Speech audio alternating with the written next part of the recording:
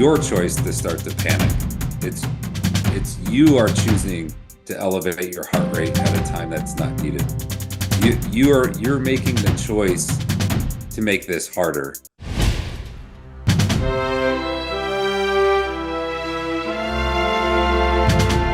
Welcome to Mindset Lessons from the Field. I'm Gina Casazza, the author of the upcoming memoir, Training with the SEAL. Today's guest is a retiring Green Beret who has served our country for 27 years. He's been through a life of trauma and war, starting at childhood, where he was the victim of abuse, driving him to attempt suicide at the age of 12. He has an incredible TED Talk that I recommend everyone go watch on YouTube. His story of trauma to triumph, and I am beyond excited to talk with him today on the show. Ladies and gentlemen, I introduce you to the show, Trevor Beaman. Trevor, welcome to the show. Hey, Gina, thanks so much for having me on. I'm really excited to kind of talk about the mindset stuff that you are continuing on and having a conversation about. I think there's a lot of things that we can discuss that can help a lot of people. So thank you so much. But Yeah. quick note there, I've only been in the Army for 23 years, not 27. 23. That's cool. Okay. That's Okay. cool. I said 24. No worries. All right. I'm a year off. My Okay. apologies. Thanks for clarifying. I want to ask you, as someone who went through a life of childhood of trauma at such a young age, did you feel like that helped build resilience in you? I know you talk about compartmentalizing and not dealing. How did it help you to get through something like Special Forces? The childhood resiliency building, there is a concrete thought process that's developed that I won't ever be able to have something bad happen to me like that again. So to go into Special Forces training, it's like no one's going to touch me or hurt me the ways that my stepfather did in the Army. It's not possible for that to happen. And so I never believed that it would ever get that bad. And I would just tell myself when I was tired and hungry and when I was like suffering inside from all the things that we were doing, I would just reflect back to being a kid and say that it's not that bad. So keep going. And you mentioned you went back to childhood, be like, it's not that bad. Was there ever a time where it was like on the brink, like it was like really, really hard for you, or you were struggling with maybe quitting or anything like that, or you were like, no, nothing that hit my childhood is even going to come close to touching this? The only time that I've ever thought about quitting was when I was at dive school. And there is a portion of this, of the school that is called life-saving techniques. As an instructor, we call it life-changing techniques. And it is an event that you're in a pool, that you are essentially wrestling with an instructor, and you're trying to get their body to the side of the pool and get them out. You are saving a victim in the pool. This event put my heart rate so high, and I was so exhausted that as I look to over my right shoulder, there's the bell there, right? And I'm like, I look at the bell and I said, all of this will be done. I can just get out of the pool, ring the bell, and I'll go home and it'll be all done. And for the split second, I said, no, I can do it. And I will swim away. I'll get my heart rate down. I'll breathe deep and I'll reattack the situation, and got through it. And so that's really the only time that I've had in training where I was like, I'm done with this. I don't want to do this anymore. And so that's what ended up happening. So I was actually listening to one of your interviews where you talk about dive school, and you talked about it's all about, like, that's the mind, like going through that school, that's the mind over the physical. Is that correct? Correct. So what part of I guess your training, did dive school happen? Like, where was this along your career? So I was already a Green Beret. I had graduated in 2009, and I ended up going to dive that at that time. This is my second time at dive school. Uh, it was 2013. So I'd already been a Green Beret for almost 4 years at this point. And Why was already it your two. second time? So my first time, I made some really bad decisions, and I got down to Key West, and instead of like taking care of myself and sleeping and getting rest, I went down to Duval Street for 3 nights straight and drank really hard. And so when it came to the physical entrance exam to get into the school, I felt the 7 strict pull-ups that you have to do, and I was a day one drop from the school. And there was a lot of lessons learned from that moment that I needed in my life. That success after success, and I thought that I was untouchable. I had this mentality that I was bigger than everyone else, that I could never fail anything, and I needed this setback in my life so that I could switch my mind back into thinking that yes, even me can fail at something, and you need to still work hard. And so then I went back home. I did another combat deployment to Afghanistan. And while I was there, I really thought about like this will never happen to me again. I will never fail again. I will not set myself up for failure ever again. How did it feel like the moment you couldn't complete, like in that very very moment when you hit that point of failure, like what did that feel like for you? Hmm. I so that was in 2012. So that's like 10 years ago that I think Like, I was it just more anger? Was it like frustration within yourself? Was it frustration within choices? Was it like, more self-loathing? Like, was there anything in terms of like those types of feelings? Or was it just like a I comeback? I I think there's two parts to this. I think that there's one where I believe that I wasn't ready to be there.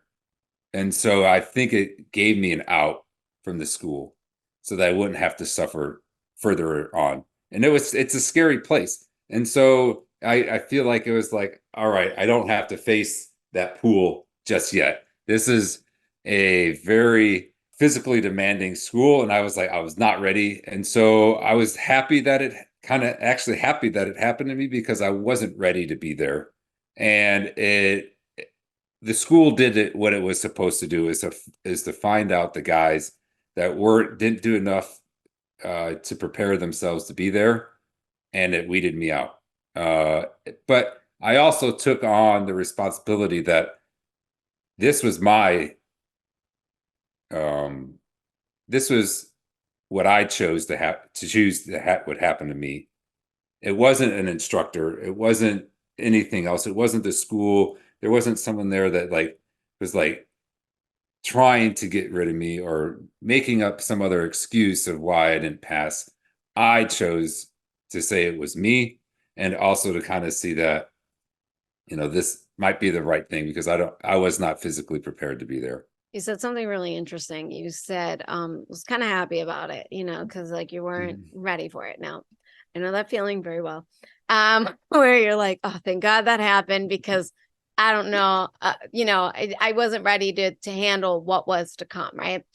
So you had, I'm assuming, like two ways of going at it, where like did you have, I'm assuming again, like you didn't have to go to dive school a second time, like you chose to be there, right? Mhm. And I feel like a lot of us, like when we have that, like, oh, thank God that happened to me, I didn't have to face that. We have that choice to never go there and never face it, right? Mhm. So what made you go back to face it? What made you want to go back for round two? I think there's a lot of instilling of grit and that I can be better. There's those two things is I can achieve something I'm going to set my mind to go do. But there's another aspect of it that's super important is that the guys that went to Afghanistan that were the best guys were divers. And I like emulate, I wanted those to be those heroes that went and did that. That was the epitome of what a Green Beret is that you have a long tab plus you got a bubble. And if you got those two things, like you are looked at by your peers, by leaders as a totally different soldier and Green Beret. And I desired to be looked at like that. That's really it's in. So how did you then build up? Like, what was the time period from when you didn't when you left for dive school number one to get to dive school number two, right? For round two of it. And then Mhm. what was the process to prepare for it? And I want to know physically and I want to know mentally because you mentioned like a lot of it is mental. The first time is July 2012, and then I go back again October of 2013. So it's about 15 months difference. We go through this maritime assessment course or pre-scuba, and it's about 2 weeks, 3 weeks long that we do all of the events that you end up doing in the pool. And there's a lot of surface swims where you're just finning in the water. And then there's a lot of stress events and things that are going on during that time. Uh, so I was more committed the second time than I did it the first time. The pool and stuff wasn't that bad. It didn't Swimming and holding my breath didn't seem that hard.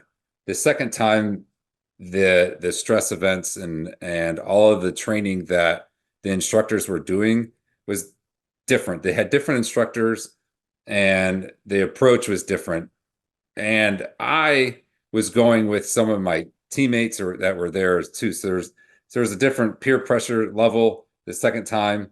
And I really was focusing on I'm going to do the best that I possibly can. I'm going to give it 100%, a lot more than what I was doing before. Before I was just going through like pure talent and not really giving it extra. Like I That's probably the difference. I think that I ends up happening at two separate times. Um, for something like this, well, for someone like I'm terrified of the water, terrified. So when we had to go and lay down into the swell and like do sit-ups and push-ups, I mean, like my coach said to me, he's like, I saw the light go out in your eyes when Mm. when that happened. Like it's terrifying. And I can't even imagine like going through what you go through at dive school and going to a point of like you're at like the last breath of oxygen and you still have to be Mhm. relaxed. How Mhm. how do you train for that? How do you calm your mind for that? Like how does that? I'm fascinated by that. Mm. So the use of apnea training, right? So learning how to hold your breath, Mhm. first of all, and getting that at a decent size that you can hold your breath for 2 to 3 minutes. That's one. Two, being cardiovascular fit helps enormously for you to be able to do that. Following the instructions of the instructors helps as well. So if you do what they say, it reduces the time that you might not have something oxygen to breathe on or air. The other part is what what are you thinking about when things get stressful and you don't like holding your breath? So a technique that I did is that I learned a song, right? I learned an Elton John song, um, Blowing in the Wind, and I would think about my wife and my daughter to be born, and I would swim underwater thinking about them, thinking about this song, and I would just repeat this song in my head while I was underwater. And so I wasn't focused on all the bad and all the hard things that was happening. I was thinking about something else. Like, you could say it's a mindfulness tool in a way to kind of detach my brain from the situation that I was going through. And it helped me be able to traverse some of these underwater events because I just put myself in a different place and that was peaceful to me. Uh, so I think the biggest thing is just to be able to relax. And I know that's easy to say, just relax. But the more you tense up, the more your body's using oxygen, and the more you think about stuff, the more that your brain is consuming all this oxygen. So the more you can learn the tasks to make it muscle memory, the less you think about it. And the less you think about it, the less oxygen you use, and it becomes easier. Today's podcast episode is brought to you by my absolute favorite company.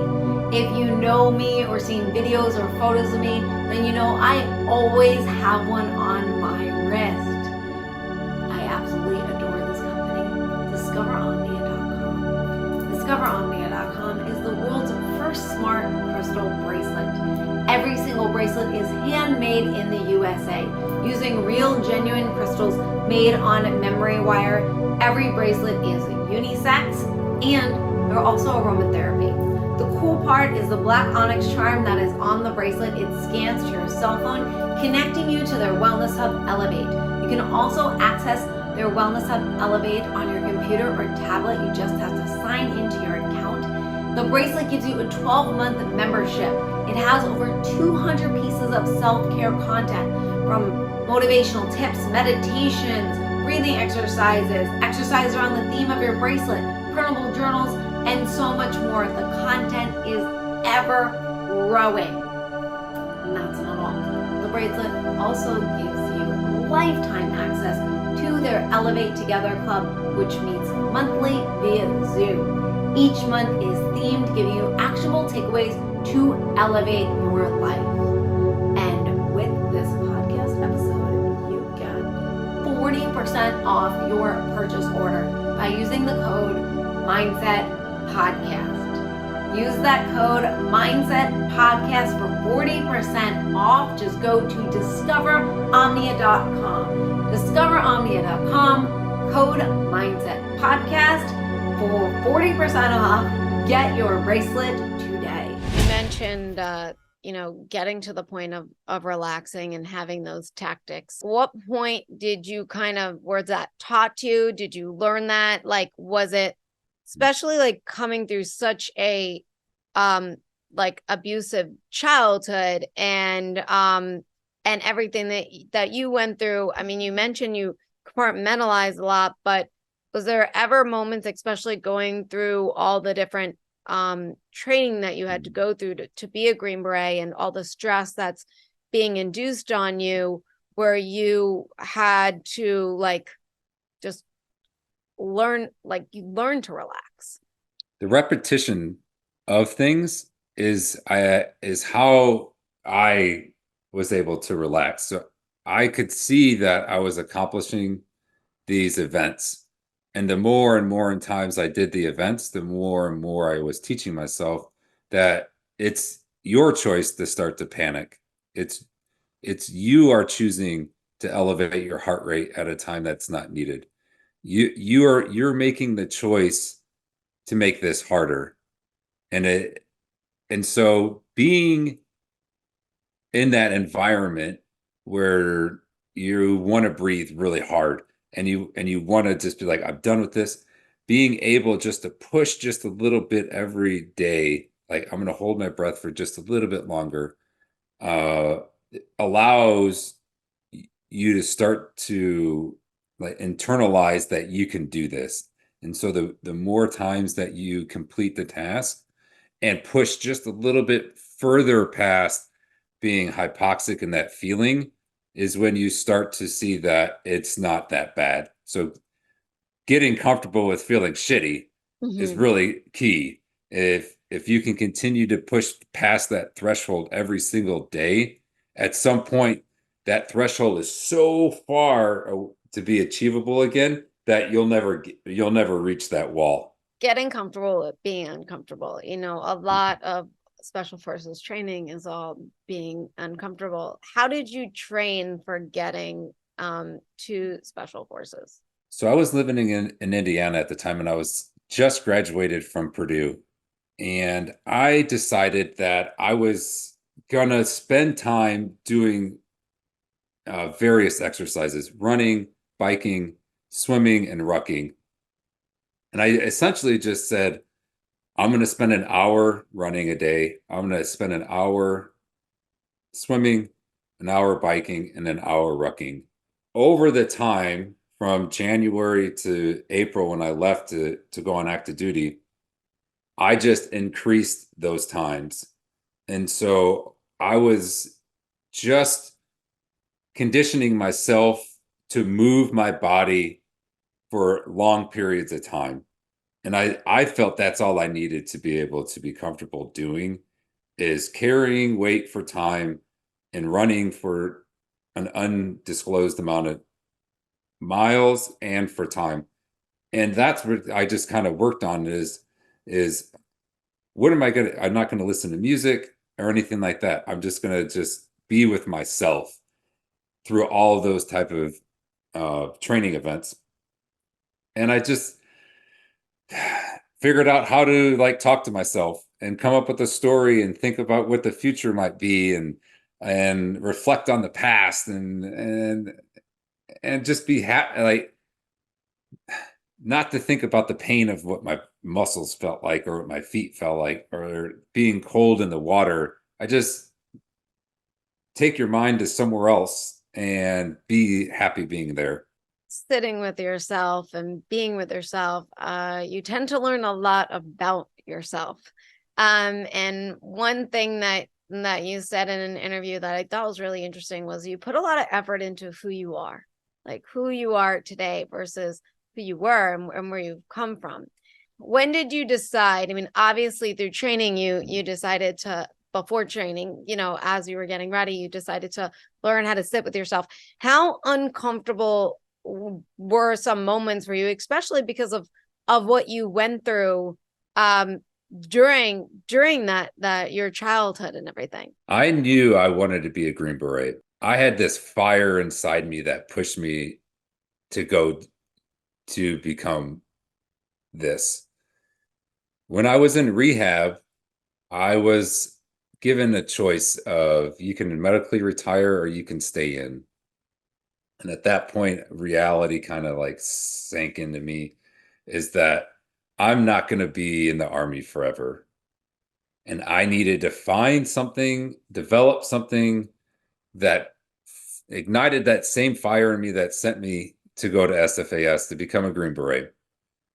And I was lucky enough, like while I was at rehab, to come to the epiphany of the story that I have, the things that I've been through, that there's value there, that there's something offered that people need to hear that can help them heal themselves. And at that point, so this is September of 2019, I was like, I know exactly what's the next fire inside me because I saw the impact of the way that I talk affected people. And that is the same thing that same fire to become a Green Beret is that I was able to affect people's lives and I wanted to do the same thing. It's just in a different way. So it was always kind of like to help people. Yeah. There's a story that goes with that is that Please. Yeah. when I was 16 years old, I talk about this in the TED Talk as well, that I suspected my stepfather of abusing other children.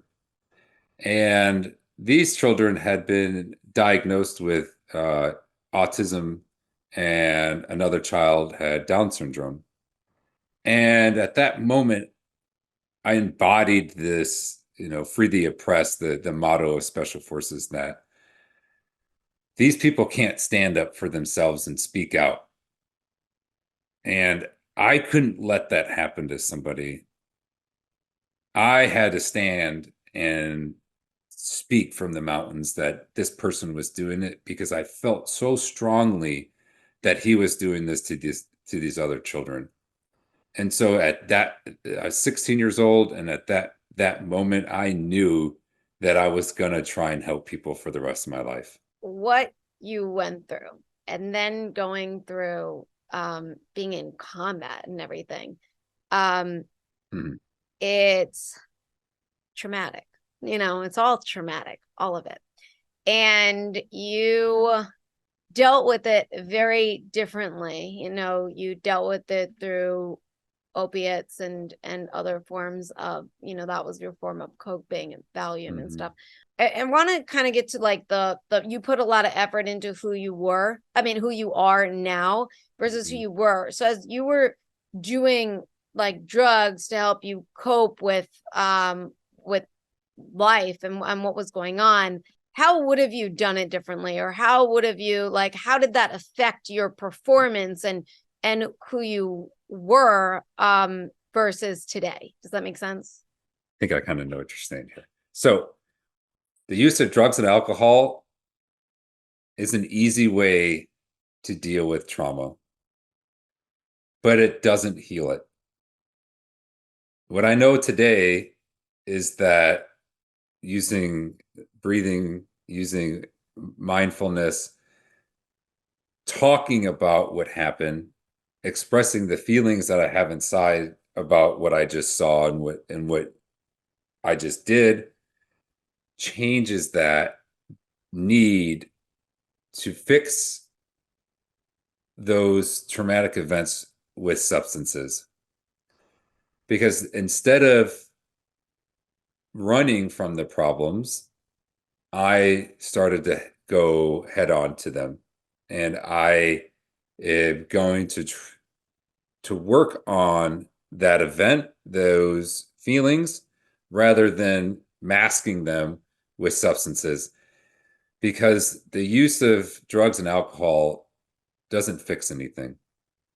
And I needed to see that I had the ability to use my mind and body so that I wouldn't need the use of drugs and alcohol anymore.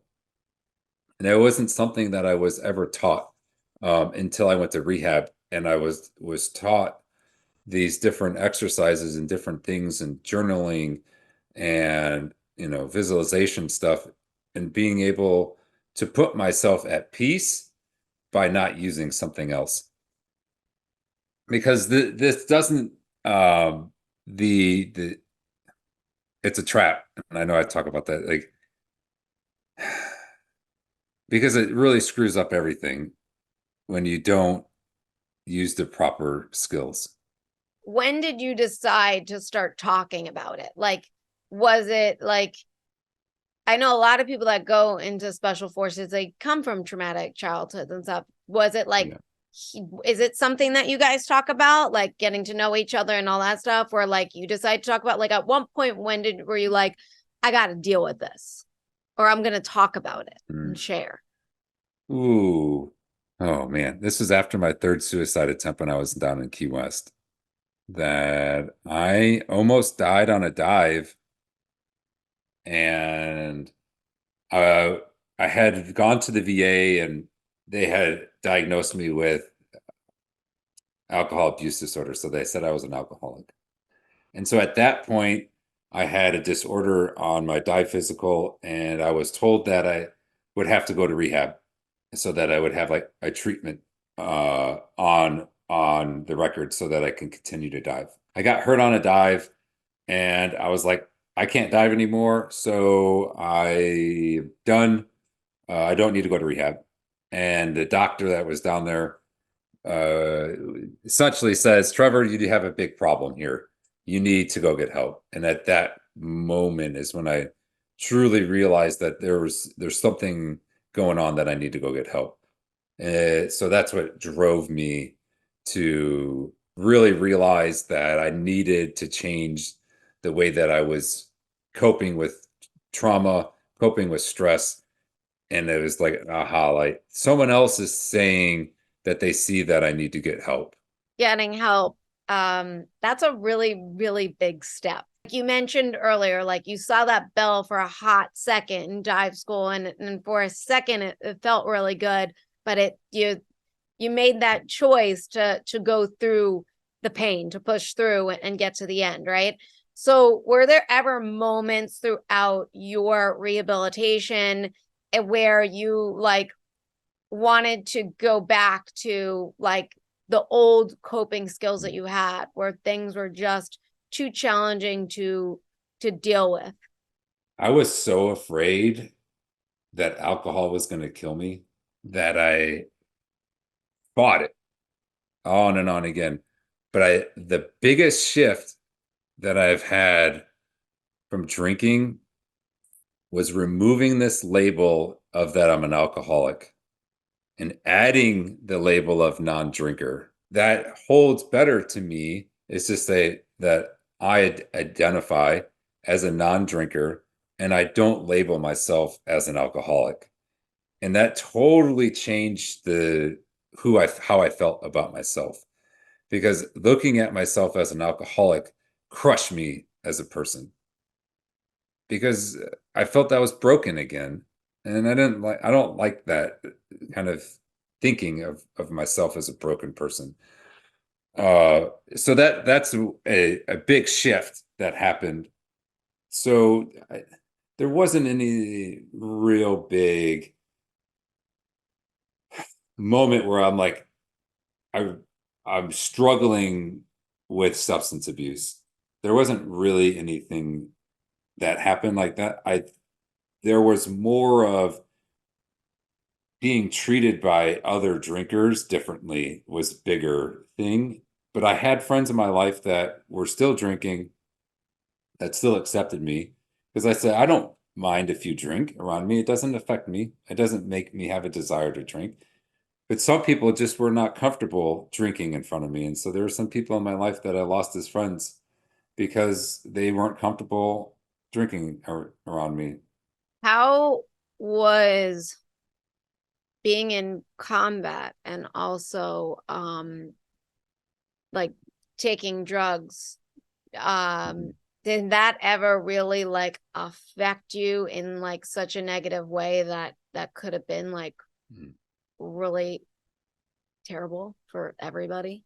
I was really careful about when I was using drugs and certain types of drugs.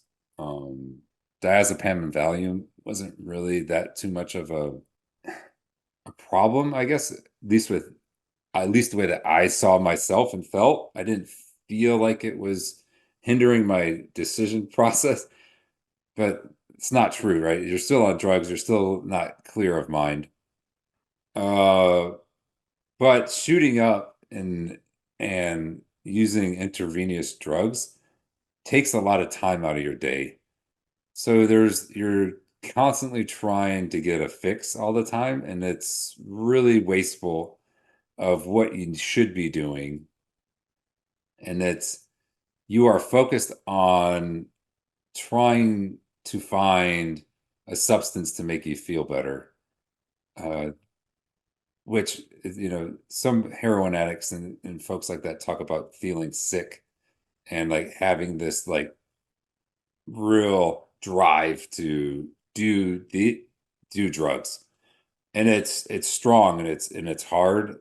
And I think that that's the thing that was the biggest problem, is that I was thinking and wanting always to shoot up and not focus on my job and what I should be doing. So that's, I think, is the but the I didn't have like a cloudy cloud brain when using this stuff. It doesn't work that kind of way. Was there something that happened to you that triggered going that route instead of a journaling, mindful breathing route? I don't know if we lost some A&A, or there was the stress of like being out at this checkpoint for 30 days at a time, or if I was just like morally starting to break down, and I felt as if I didn't have any feelings left inside my body. So the drugs were made me feel that I felt that I had lost my soul from like going on missions and taking lives. The morality piece of it started to kind of erode in me, and the feelings of being human the feelings of like the self-love was being eroded. So the use of drugs gave me a sense of warmth and a spike in the way that I thought about myself and the way that I felt. You mentioned in an interview, you said something in your brain changes, from where you are today. How did it work for you in terms of changing your brain to a more mindful way of being, if that makes sense? So the catalyst to this is I go do ketamine in Chicago and at a clinic there.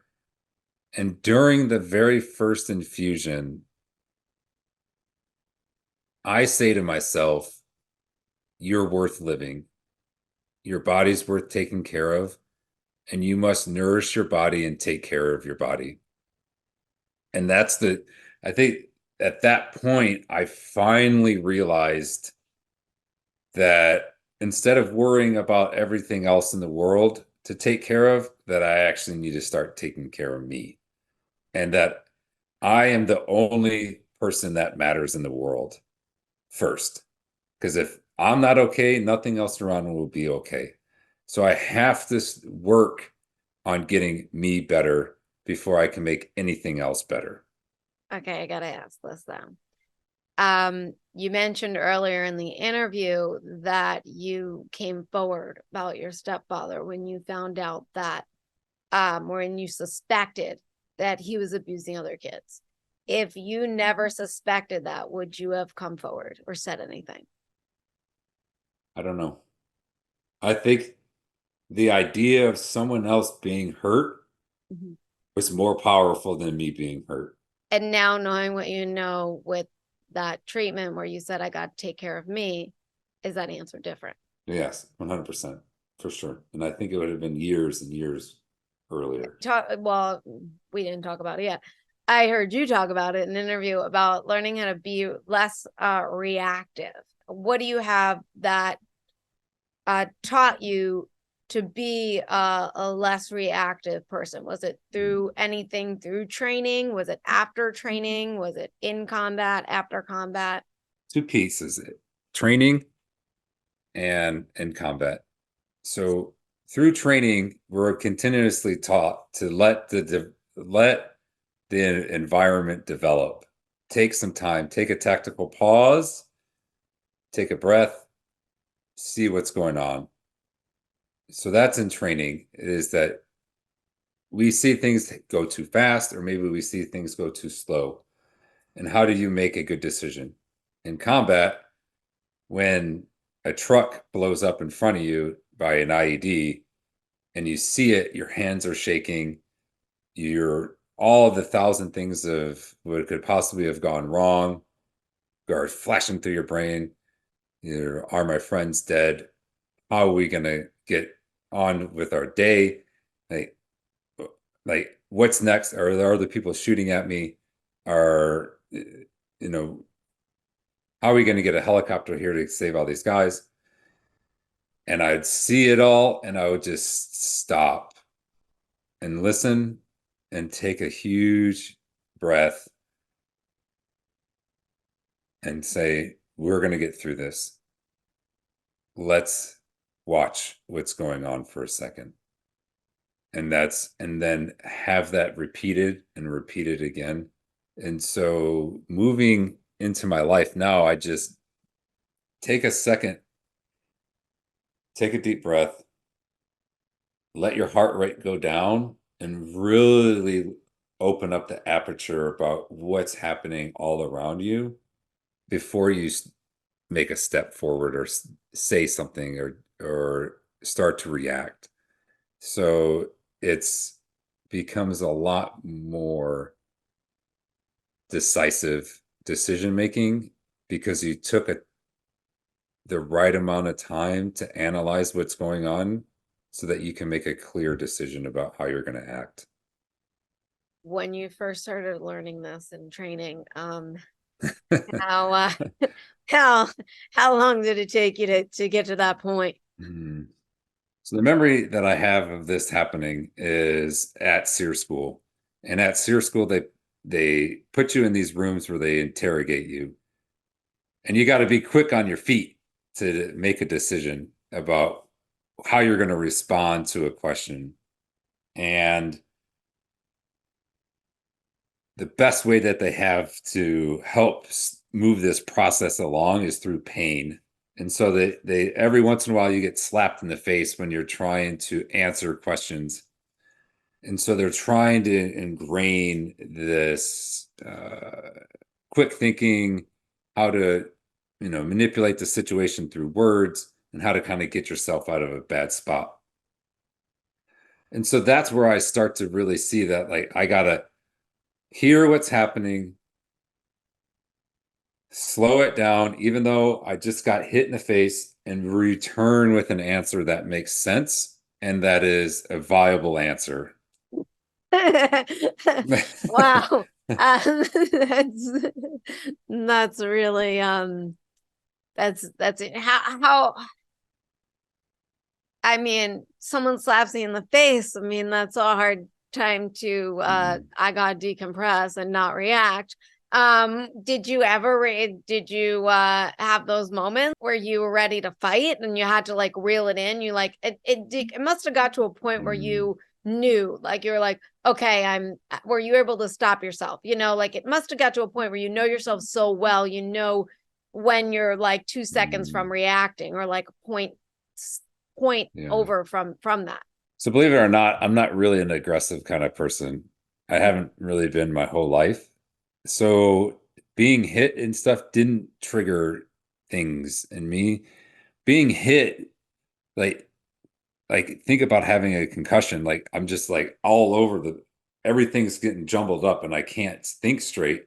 Mm-hmm. Is what my problem was. It's not that I was angry or I wanted to hit someone. The harder part for me during SEER school, though, is when at the camp I got put into a room and I was being interrogated, and the man was like, "I'm going to pull my pants down, and you are going to perform oral sex on me," and that is the trigger that got me because I was like, "This is you're tired, you're having ate, and I'm like so vulnerable."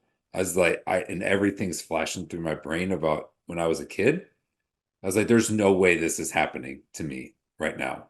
It's like that's where I felt like I started to internally be like, this isn't, I can't do this anymore because they have touched a point in me that broke me. And I was like, shit. And was just like, I just avoided everything. And I got hit so hard that they ended up like dragging me back into the camp and throwing me into the camp. And like my boys had to come pick me up and take care of me. And I was like, I don't know what just happened, but this was really serious and really scary and really emotional for me to have to go through. In the very beginning, you said, no matter what they do to me, they're not Mm, going to get to me from what happened, right? And from my yeah. childhood. And then all of a sudden, it's like Mhm. fast forward to this moment, and it's like, oh my God, they're going to do exactly what happened to Mhm. me in my childhood. Yeah. And now I'm a grown ass man, and there's nothing I can do, right? Right. So, gosh, how I mean, you just mentioned it was paralyzing. It was absolutely paralyzing for you. How did you recover from that, like after everyone came, like after your teammates like helped you and you were able to like kind of process what was happening? I think it's time and people. I didn't. I think I might have shared that they were asking me to to do this, perform this act with the guys, but I didn't like divulge or like this is something that I had gone through as a kid. And it was just a very obscure thing, and we're all and then maybe I went and sat down and just had a blanket around me, and someone was just there, and I just had a friend next to me, and I was able to sit there for an hour or something, and then we had dinner, and so then I was able to eat some food, and then it's a day and a half later were released. And so it's not a, if it would have been months long, maybe there's a different outcome. Yeah. But because of the duration is so short, then it ends. And I could see that I could find hope in having other people there. Did you think or that having a tough childhood built up resilience for you? Or was it kind of like Hmm. what you went through via training and all that stuff that built up that resilience and grit? At the time, I don't see it like that. I don't see where I lived, what I went through was building a resilience inside of me. I looked at it as like a superpower that I can't be hurt again. Not as it's like it's made me a stronger man because I went through these things as a kid. I didn't see it that way. Now it's different. The perspective on it's changed. That I've what I now see it as is that you went through something really hard and you lived through it, and now that is a thing that you can use to be able to say, I did that, I suffered through it, and I came out better. That's how I look at it now, rather than just saying, I have this awful thing and I use it so I can be successful. I look at this is an awful thing, and then it made me have to work on healing, which now I can use to be successful. How do you build up resilience Mhm. and for your children, Mhm. them having a more safe upbringing? Like, how do you build up that resilience and grit for them to be prepared to come back from failure? The discussion about having a voice is deeply ingrained into my children, that they can speak up for themselves. This is one of the things my wife and I have really tried to ingrain into who they are, that they know right and wrong. They know what their body is and what their body is meant to do and who's to touch their body and what's appropriate, not appropriate. Those conversations have been throughout my kids' childhood. That's, I think, the biggest thing.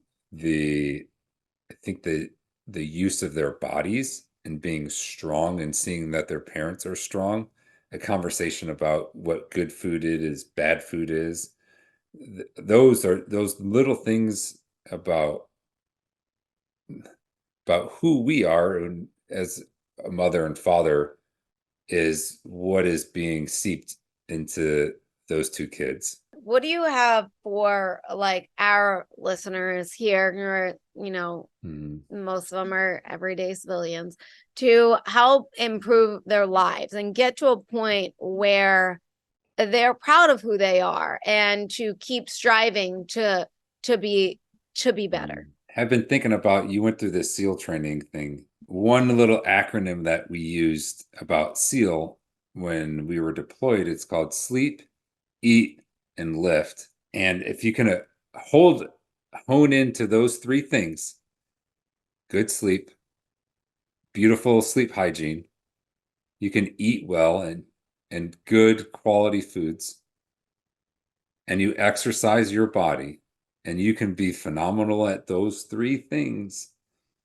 everything else in your life will probably come along with it. So let's be strong people. Let's nourish our bodies.